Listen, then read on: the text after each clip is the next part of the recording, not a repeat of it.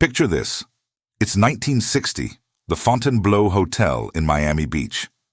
The air is thick with cigar smoke and expensive cologne. In one corner of the room sits Sam Giancana, one of the most feared men in America, the boss of the Chicago outfit, a man who's ordered countless hits, controlled politicians, and built an empire on fear.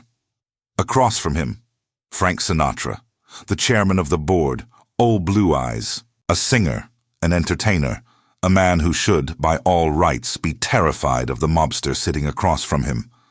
But something extraordinary is about to happen. Something that would define their entire relationship and reveal a truth about power that most people never understand. Sam Giancana is in the middle of making demands. His voice is rising. He's used to people cowering when he speaks. He's used to getting exactly what he wants, when he wants it.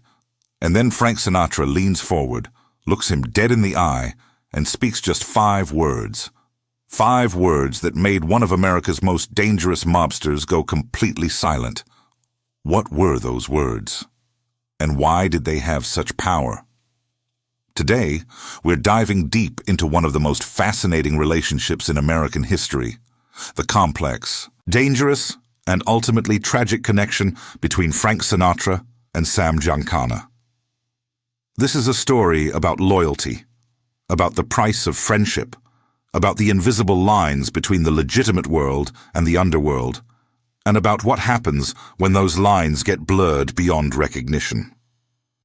To understand what happened in that room, we need to understand who these two men really were, and how a kid from Hoboken and a kid from Chicago's Little Italy ended up in the same orbit. Frank Sinatra was born Francis Albert Sinatra on December 12, 1915, in Hoboken, New Jersey. His mother Dolly was a force of nature, a Democratic Party ward boss who knew how to work the system, how to call in favors, how to navigate the complex social structures of Italian-American communities in the early 20th century. His father Marty was a boxer turned fireman, a quiet man who let his wife run the show. Frank grew up watching his mother operate.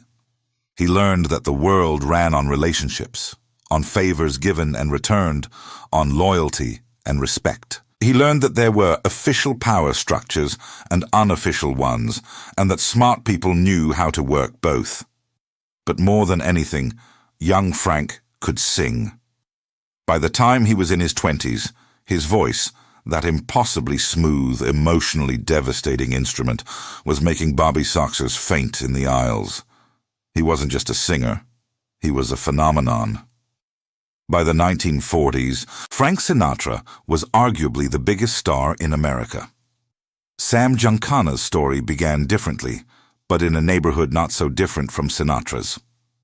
Born Salvatore Giancana on June 15, 1908, in Chicago's Little Italy, Sam grew up in poverty that would make Hoboken look comfortable. His mother died when he was young. His father was a pushcart operator who could barely feed his children. Young Sam turned to the streets.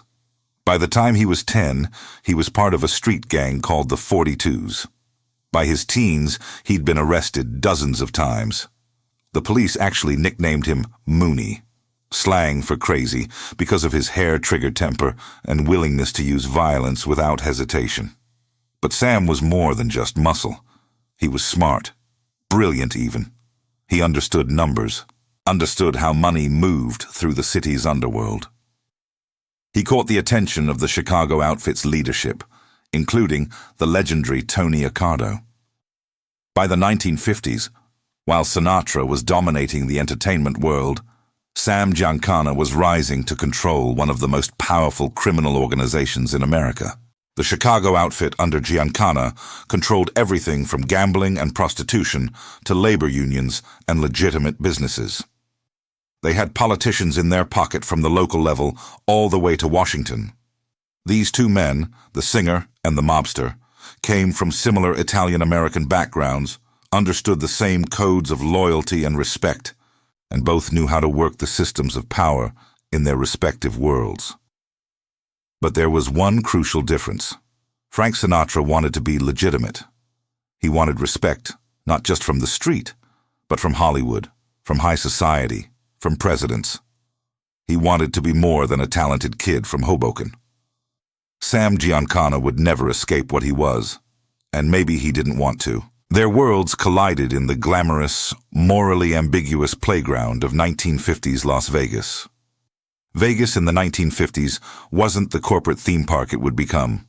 It was raw, dangerous, and exciting.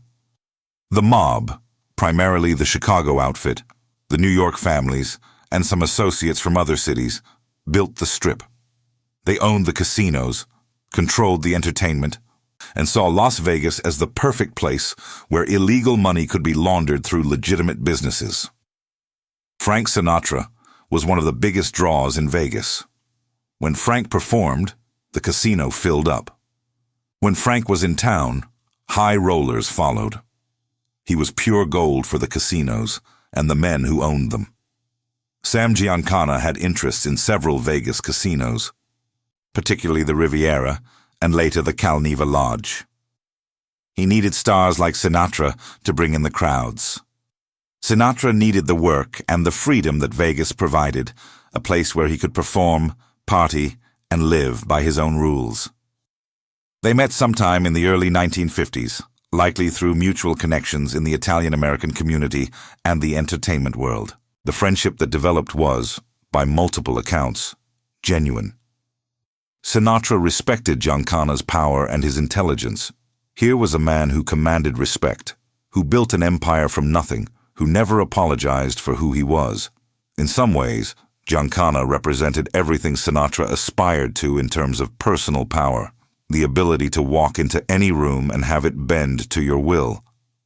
Giancana, for his part, was drawn to Sinatra's glamour and legitimacy. Frank knew presidents. He partied with movie stars. He had the respect of high society. Through Frank, Sam could taste a world that would otherwise be forever closed to a mobster from the Taylor Street neighborhood.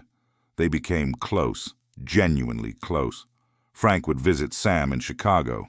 Sam would catch Frank's shows whenever he could. They'd vacation together, party together, share women, share secrets. Frank even gave Sam a piece of insider knowledge that would change history. He introduced Sam Giancana to a woman named Judith Campbell Exner. This matters because Judith was simultaneously having affairs with both Giancana and President John F. Kennedy, a connection that would later scandalize the nation and raise questions about exactly how much influence the mob had over American politics. But the friendship was always complicated by the fundamental difference in their positions. Frank was trying to move up in legitimate society. Sam's very presence threatened that. When Frank bought into the Calneva Lodge on the California-Nevada border, it should have been a triumph. His own casino, his own stage, his own kingdom. But Sam Giancana visited frequently, often staying in the celebrity bungalows. The Nevada Gaming Control Board took notice. You see, Nevada had been trying to clean up its image. Having known mobsters visible in casinos was bad for business, bad for the state's reputation. The gaming board made it clear mobsters were not welcome, and anyone who associated with them could lose their gaming license. Frank was caught between two worlds. His friendship with Sam was real, but it was also destroying his legitimate business interests. To really understand the pressure Frank was under, we need to talk about the early 1960s, the height of his power and influence. This was the Rat Pack era. Frank, Dean Martin, Sammy Davis Jr., Peter Lawford, and Joey Bishop were not just entertainers. They were a cultural phenomenon. They represented a new kind of American cool, sophisticated, irreverent, boozy, talented, and utterly confident. They filmed Ocean's 11 in Las Vegas, performing at the Sands at night and shooting the movie during the day. The energy was electric. The country was entranced. But there was a political dimension to all of this that most people didn't see. Peter Lawford was married to Patricia Kennedy, JFK's sister. Through Lawford, Frank had access to the Kennedy family. He became close with JFK, campaigning for him, raising money, using his considerable influence in the entertainment industry to help Kennedy win the presidency. Frank believed he was finally getting the legitimacy he'd always wanted. The President of the United States was his friend. He was going to be an insider in the White House, a bridge between the entertainment world and political power. He even remodeled his Palm Springs compound to accommodate a presidential visit, installing special phone lines and even building a helicopter pad. He had concrete plans for JFK to stay at his house, but Attorney General Robert Kennedy, JFK's brother, was on a crusade against organized crime, and RFK's investigations kept leading back to Sam Giancana and the Chicago outfit. The FBI was tailing Sam constantly. They were wiretapping his conversations. They were building cases. And they kept seeing Frank Sinatra's name in the reports. The FBI had documented the Sinatra-Giancana friendship extensively. They had photos, surveillance logs, witness statements. They knew about Cal Neva. They knew about the parties, the shared girlfriends, the meetings. RFK told his brother in no uncertain terms, "You cannot stay at Frank Sinatra's house. The optics are terrible. The man is friends with mobsters. It will destroy your presidency." So JFK canceled. He stayed at Bing Crosby's house instead. Bing Crosby, Frank's rival, a Republican. The insult was deliberate and devastating. Frank was enraged. He took a sledgehammer to the concrete helicopter pad he'd built for JFK. The friendship with the Kennedys was over. He'd been used and then discarded.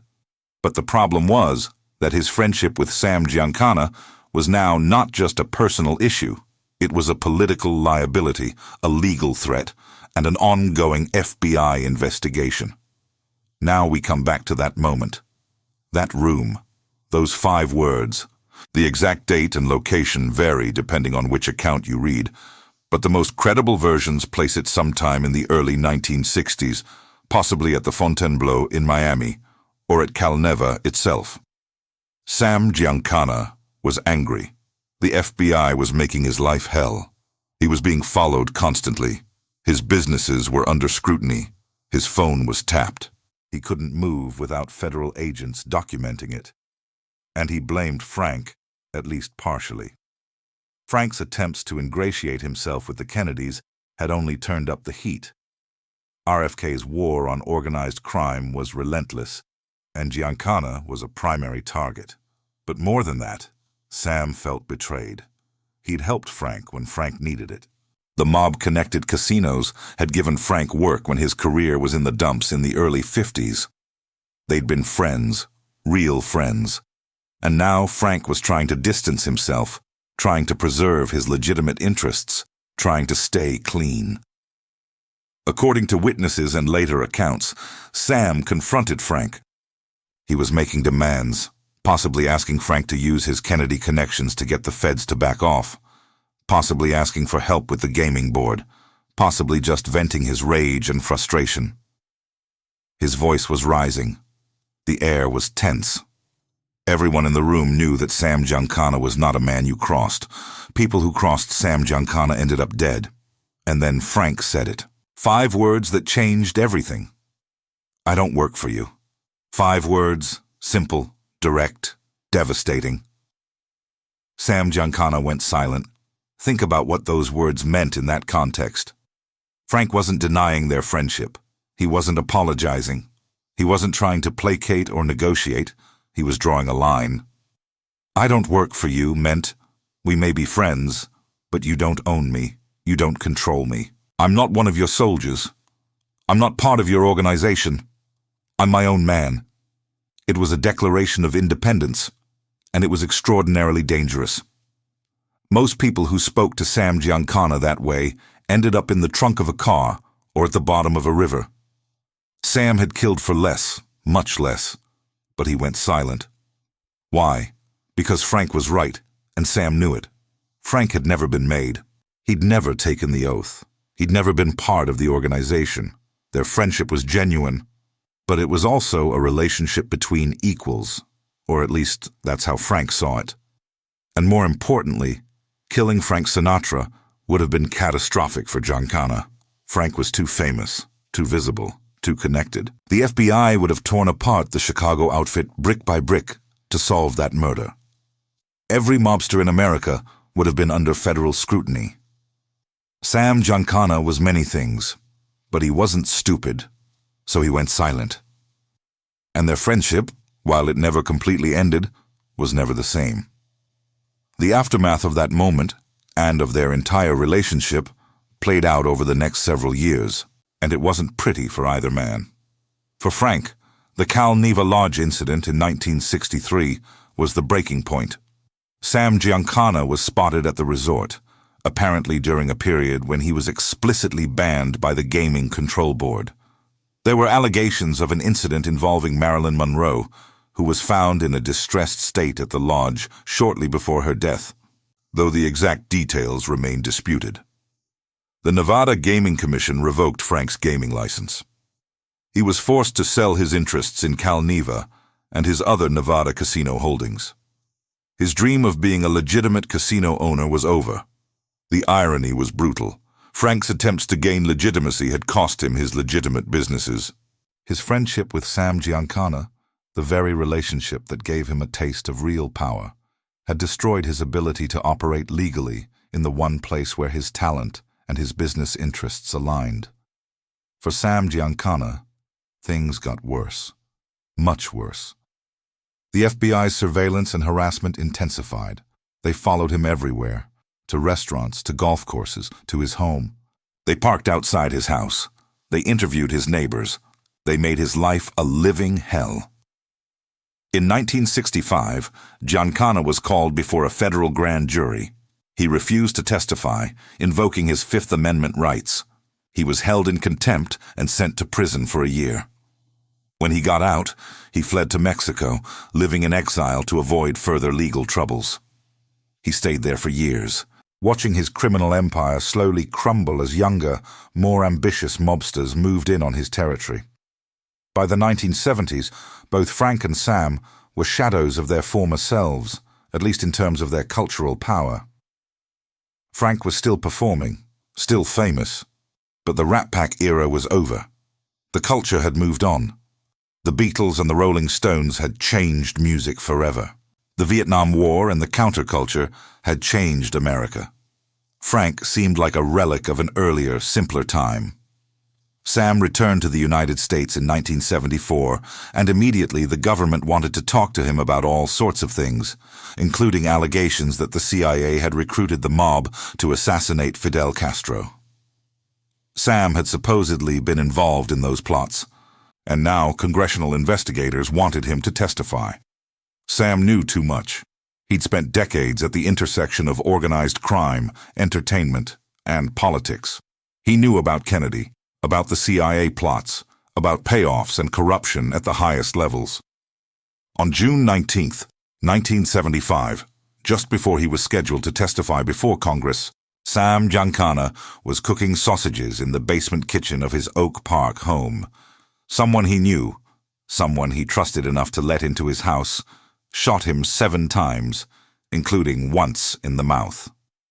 The message was clear. This is what happens to people who talk. The murder was never solved. Officially. So, what do we make of this story? What does it tell us about power, about friendship, about the price of crossing between different worlds? First, those 5 words, "I don't work for you," represent something profound about Frank Sinatra's character. Throughout his life, Frank fought desperately for respect and autonomy. He came from nothing, built everything through his talent, and absolutely refused to be owned by anyone. The tragedy is that in seeking power and legitimacy through his associations with both mobsters and politicians, he ended up compromised by both. The mobsters threatened his legitimate interests. The politicians used him and then discarded him when he became inconvenient. Frank never worked for Sam Giancana in any formal sense, but the association cost him dearly nonetheless. He lost his gaming license. He lost his friendship with the Kennedys. He spent decades under FBI surveillance. His name would forever be connected with organized crime, no matter how much he achieved as an artist. For Sam Giancana, The relationship with Sinatra represented his own impossible dream, to be accepted by legitimate society, to be more than just a gangster. But that was never going to happen. Society would take the mob's money, enjoy the casinos and the entertainment they provided, but would never truly accept the men who built it all. The friendship between Frank and Sam was real, but it was built on a fundamental contradiction. Frank wanted legitimacy. Sam was the embodiment of illegitimacy. There was no way for that friendship to survive once the heat was turned up. And the heat always gets turned up eventually. There's a broader lesson here about the mythology of the American dream and the reality of power in America. Frank and Sam both came from immigrant communities. Both built empires through intelligence and ruthlessness. Both understood how to work the systems of power. But there's a line in American society between the legitimate and illegitimate that's invisible until you try to cross it. Frank spent his entire life trying to cross from one side to the other. Sam never even tried. He knew it was impossible. The saddest part is that their friendship might have been the most genuine relationship either man had. In a world of users and hangers-on, of people who wanted something from them, they saw each other clearly. Frank saw Sam's intelligence and power. Sam saw Frank's talent and charisma. But even genuine affection couldn't overcome the structural impossibilities of their respective positions. I don't work for you. 5 words that defined a relationship, a moment, an era. Those words weren't just about Frank asserting his independence from Sam Giancana. They were about a man trying to define himself on his own terms, refusing to be categorized, refusing to be owned. Frank Sinatra lived until 1998, performing almost until the end, beloved by millions, remembered as one of the greatest entertainers who ever lived. But the shadow of his mob associations never quite left him. Even at his funeral, the questions persisted. How deep did it really go? What did he really do for them? What did they really do for him?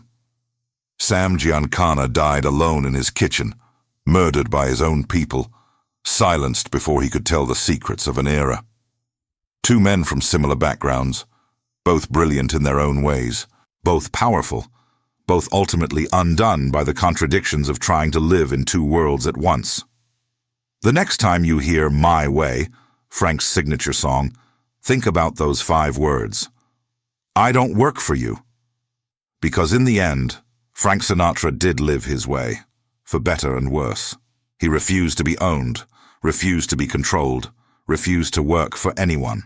And if that stubbornness cost him friendships, businesses, and peace of mind, it also gave us one of the most fascinating lives in American history, a life lived on the edge between the spotlight and the shadows, between legitimacy and the underworld, between art and power.